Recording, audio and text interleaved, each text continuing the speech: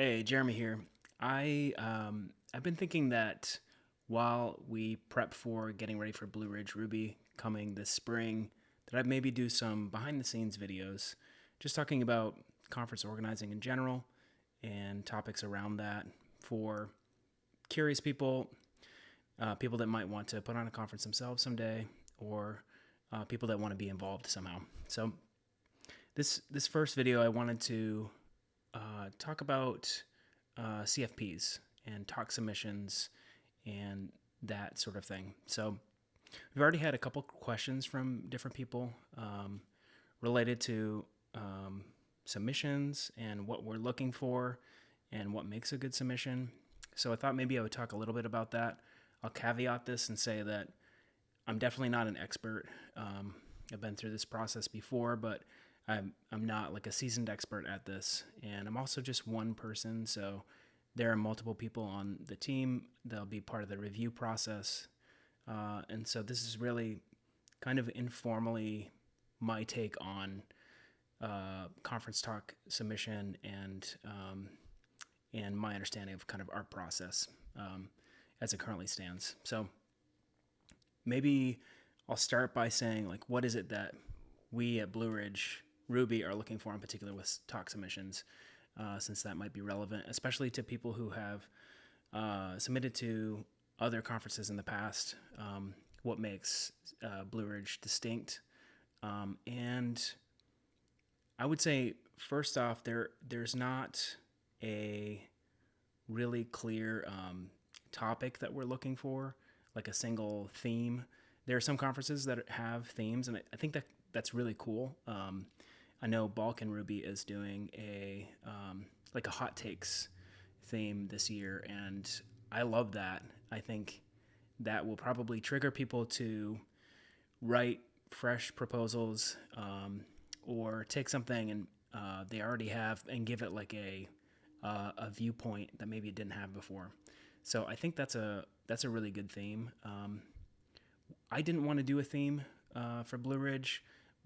The vision I've had for the conference is that it's first and foremost a Ruby conference, not a Rails conference. I'm happy to have some Rails talks, and obviously many or most of us are working with Rails every day if we're using Ruby, but I want it to be first and foremost a Ruby talk conference.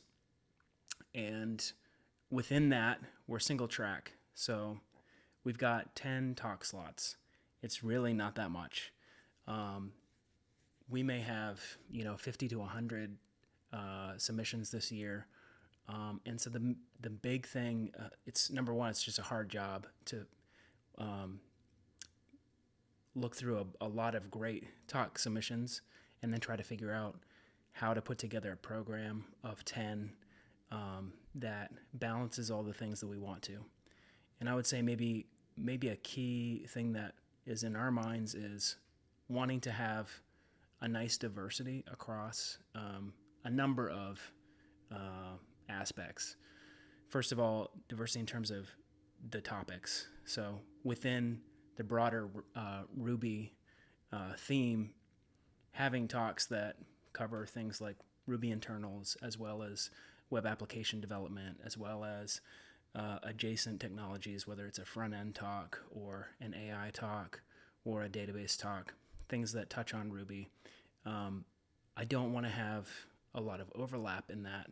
So hopefully having enough diversity that there aren't two talks that feel similar, and where someone that came for one kind of talk and maybe not another kind of talk will get something sort of from the platter, from the spread that is catered toward them. So diversity in topics, diversity in speakers, both in terms of gender and ethnicity. That's important to me, but also their expertise level or even their experience level in speaking. So having some seasoned speakers as well as first-time speakers is also something that is important to me.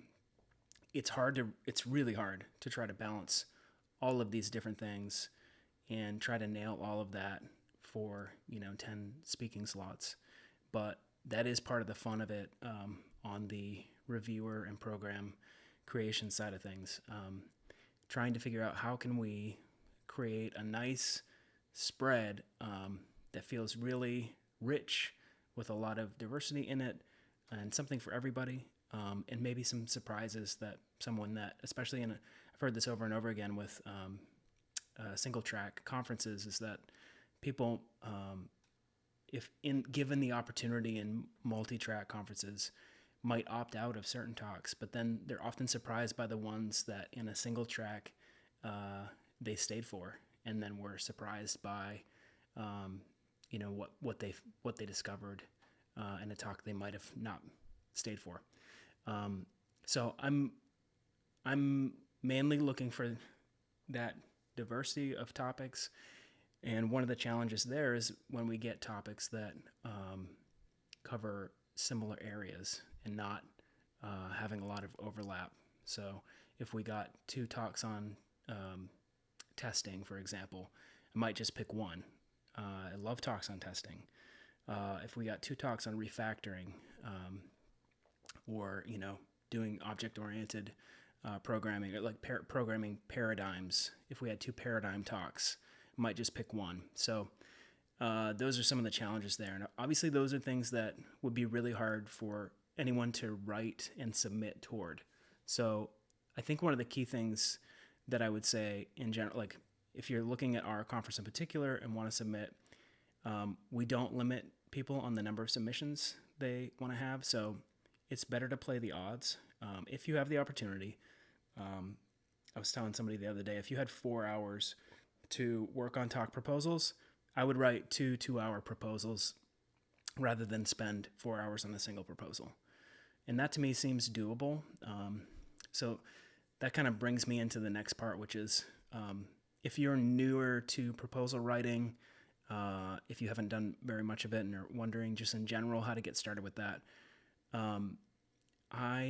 here's some sort of basic ideas from my perspective. Again, it's just me. I'm one person on this, but my thoughts on that. So number one, if you have the opportunity to submit either multiple proposals or a proposal to multiple conferences, that's a really good thing to do. So it's better to play your odds by submitting, multiple places or multiple talks.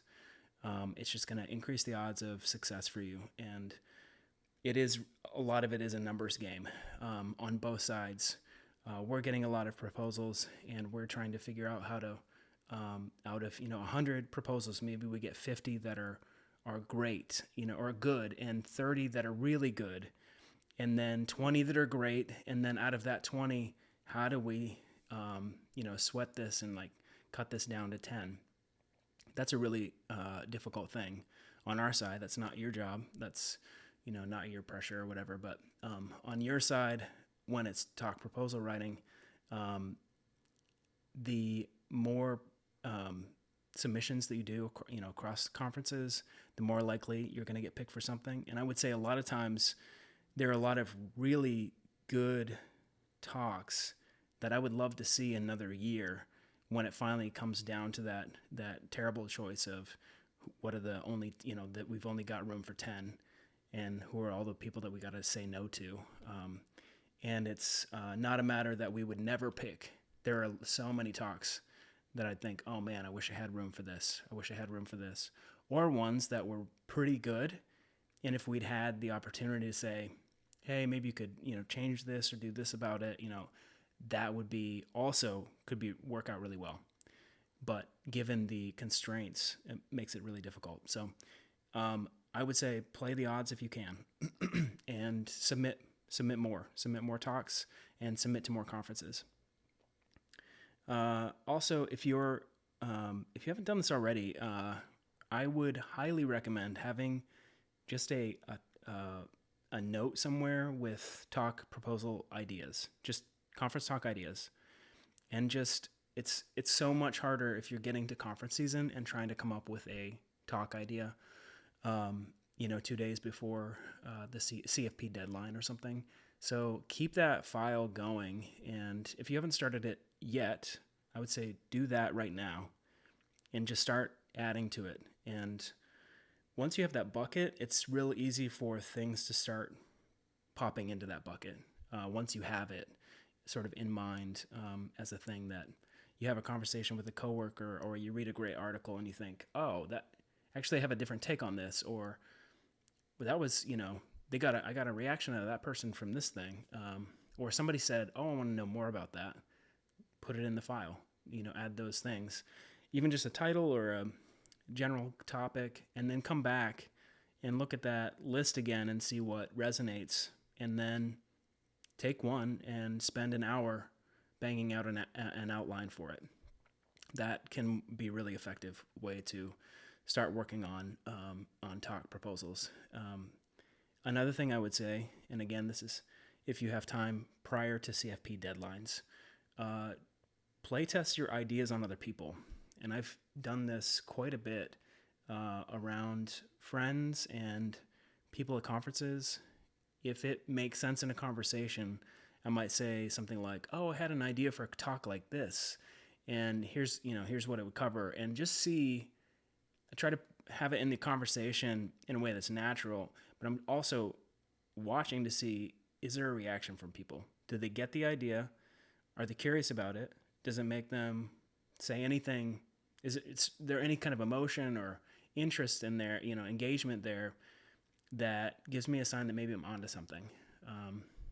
Because I've had plenty of ideas that just don't resonate with other people. They haven't had the same kind of issue or whatever. But the ones that, I share and someone's like, oh yeah, I've had the same issue, or oh, that sounds interesting, or I don't know, I don't know about that, but I'd be curious to hear more, whatever it is. If you get something that's genuine, not just people being nice, but genuinely interested in the idea, that's a sign, at least to me, to keep going, to try, digging a little further in that. It's also an opportunity to work out the point of view that you've got for a talk, having those conversations with people and just sort of pitching, sort of soft pitching the general concept for a talk.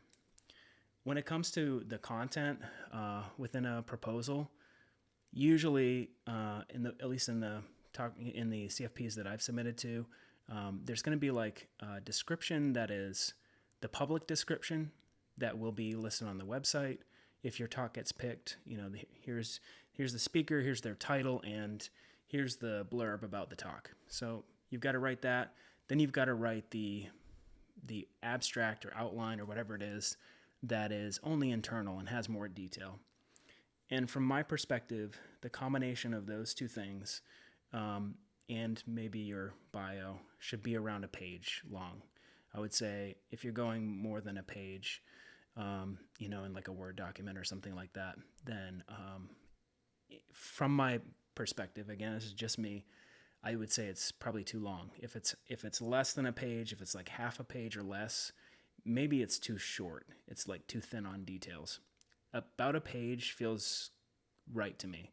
So if you've got a paragraph for that description, so you've got your title, you've got a paragraph description that's sort of the teaser and is hopefully intriguing people who are reading through the program. And if they see it, hopefully they're thinking, oh, I don't want to skip that one. There's the paragraph for that.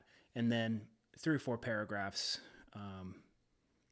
if not a little bit more, for the details that are internal that the reviewers are going to see.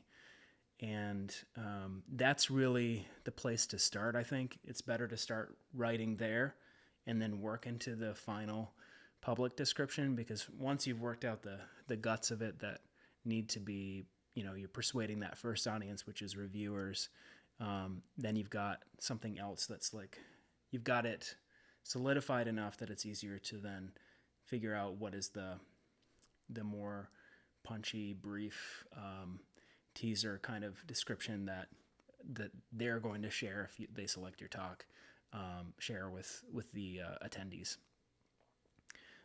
And when it comes to writing those abstracts, I think that it's really important to be as clear as you can, to avoid jargon unless you're really 100% sure that all the reviewers are going to know a term. Something like API, you can probably assume all the reviewers know that, but there's so much other jargon that might be particular to your industry or your specialization that not everyone would know. In the Ruby space. So making sure that you're clear and that you're contextual, that people understand the context of why you're talking about something or how this fits in with other things. Sometimes we're so deep into our own areas that it's hard to understand where it fits in the broader arena of programming or the Ruby world or people, building software. So make sure that it's contextual, that it's clear, like how it fits with the other things that people are learning or using or want to do. And also to that, it's important to tie your talk to some kind of motivation. What is it that you, what's the goal that you have for attendees at the end? Who is this talk geared toward? It's helpful to say in a proposal, maybe the level you're expecting your audience to be at, and if you can find that out about your conference, that's a good thing. I would say with Blue Ridge, there's not a specific experience level. I think it's probably pretty broad. So if that's another factor, I guess, is when we're looking at proposals, if it was geared just toward experts, people that have been in the field for a decade or more, then that I would have some hesitation about that. I want to have talks that are accessible to just about everyone in Ruby. And certainly for brand new beginners, there's going to be a lot over their heads, but I don't want to leave a lot of people behind with really any talk at a single track conference. At a multi-track conference, I could totally imagine that because people can pick and choose, but single track, not so much. So make sure you know what the audience experience level should be, like what you expect them to understand. But then the biggest thing is, what are the takeaways for them? What do you hope them to come away with? And this really is related to like what makes your talk compelling. And it doesn't have to be at the end. The attendees will have these three learning takeaways that they'll be able to use in their work. It doesn't have to be that. So, like, you can have a talk that's funny or is, doesn't have a directly practical, applicable thing to their job and still be compelling. You can be compelling in lots of different ways. So I think it's like figuring out what that is for you. Maybe you're showing a programming technique that no one should ever try to use, but maybe it exposes, people to thinking in a new way that just makes everyone, sort of push their creativity. That can be compelling in its own way. It doesn't necessarily have to be practical, although practical talks are also very useful. And even in that is something that I would want to have, some balance across the talks that we have. So having some that are lighter, some that are heavier, some that are really practical, and some that are more theoretical, all of that is also part of what we're trying to weave together in a program to make it something that everyone coming gets something they like out of.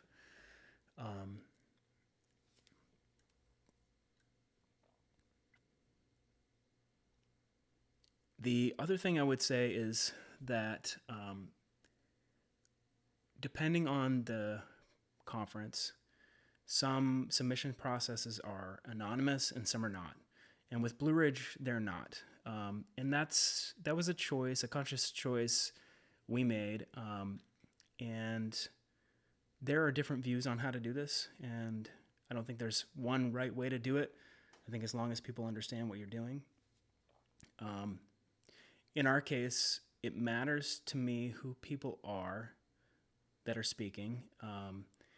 And it's not that I only want to select people that I like or that are famous. that we want to stack the deck somehow with only the most popular speakers. Although, I'd be lying if I said that someone's public persona or popularity didn't play a part in it. It really does, because when you think about, I've just seen so many people that said, "Oh, I'm excited about going to this conference because X, Y, and Z is going to speak there." So it matters from an organizer perspective. Who's speaking does draw an audience. At the same time, that is not the only factor, but it is one. So I think that's a fine thing for conference organizers to decide. And I also absolutely admire the anonymous review process, where organizers are only looking at the quality and the sort of the aspects of the talk proposal itself, and not at who is submitting it. I think that's a great and admirable way to go about things. I do think that probably makes it difficult to ensure that you have a mix of different types of people, different experience levels with speaking, different experience levels with programming. And so for us, I like having, at least for Blue Ridge, having it open this way. And my hope would be that we have a real nice mix of people that are, some well-known speakers who've been around a long time, as well as brand new people that hopefully we can give a voice or give a stage for, and really help set them up for a long, speaking career. So that's kind of my take on that.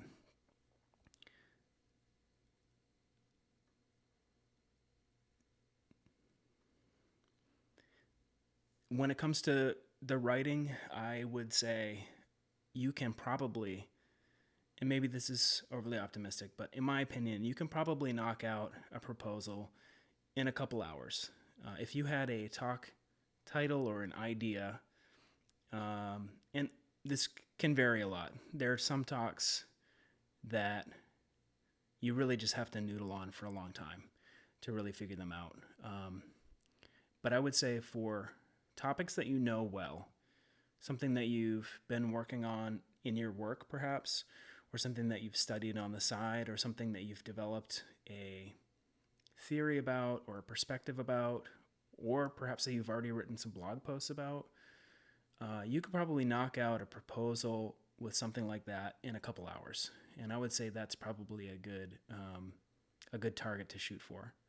If you've got an idea that you have an inkling about but don't really know where it's going yet, haven't talked to many people about it, haven't written about it, haven't studied in depth, I would start doing that first. It's going to be really hard to try to draw water out of a dry well.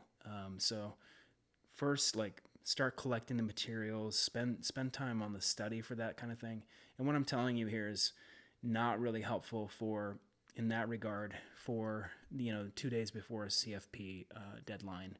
So if you're in tight deadlines, pick the things that you already know pretty well already. You already have a good viewpoint perspective about, you've already got a lot of notes about, or you've already had 3 different discussions with colleagues about, and use that because you already have enough raw material there to work with. And for those other things where you feel like there's something, a talk somewhere in there with this idea, start writing and try to do that next year. Start making those notes, start doing the research, maybe take a couple passes on some blog posts on those things, and then come back with, once you've got more raw material to work with, you're more likely to have a successful proposal because you've got more detail. Otherwise, you end up with something that is fairly thin and might be difficult for you to really be compelling with, because you know there's something there. You just don't know how to convey it yet. And this is the first pass in conveying it to the reviewers. You need enough detail to at least be able to convince them there's something here. That doesn't mean that you need to have an entire talk worked out ahead of time. I don't believe that. But you do need enough detail that you can paint the picture for reviewers of what this is going to do and where it's going to go. And you need to be pretty confident that you can get there too. And then you spend, the couple months after that really fleshing that out and getting it ready. Okay, I hope that's helpful. This has been kind of long. We're excited to be reading folks' proposals. On the review side, I will say, like, it is a big job. It's an honor. It's something that's, I think, is really, I take really seriously. It's also a daunting task. Really trying to give focus and attention to lots of different ideas, and then make lots of really tough calls about what stays and what goes. And knowing how many, people are putting in hard work on those things, and, how many people just have hopes and expectations about that too. And it's very understandable. Just hope for people's patience with that. And also, hope people keep submitting and keep working on this, because while you may not, have a talk that makes it in Blue Ridge 2026, my hope is that anyone who wants to speak at a conference like Blue Ridge, another regional Ruby conference, will get that chance at some point. If not this time around, then the next time. And there's plenty of, chances to take swings, and I would just keep taking swings with these different opportunities, and keep reaching out for help from other people. Get friends to do reviews for you. I'm looking for people that would be able to do some reviews for us, for people that want to submit. I don't want our team to be reviewing talk proposals ahead of time, so we don't get swayed early by things. But I do want to give people the opportunity to find feedback that they need, and I think the community can give you that. And if you can't find anyone else, reach out either to me, or if you're in the Blue Ridge Slack already, people there. I think there are other venues as well. And also, with a lot of good ideas, a good talk can also be a good Twitter thread or blog post. And sometimes those are the start of the conversation that really helps you develop that concept and have it really do well when it comes to, being submitted for a conference. Okay, I think I'm going to stop it there. I will say our CFP closes on February 3rd, so just shy of a month here. And I want to say RBQ Conf, another Ruby conference in the U.S. this year, their CFP closes January 7th. So that is going to be tomorrow. So if you have a chance, if you want to be getting some talks out there and have a chance to speak at a conference this year, right now is a really good time to start writing and start working on that. And if you can sneak something in for RBQ, that would be awesome. And then while you're at it, submit to Blue Ridge too. And there are others coming up as well. So, thanks. I hope this is helpful. We'll see you in the next one.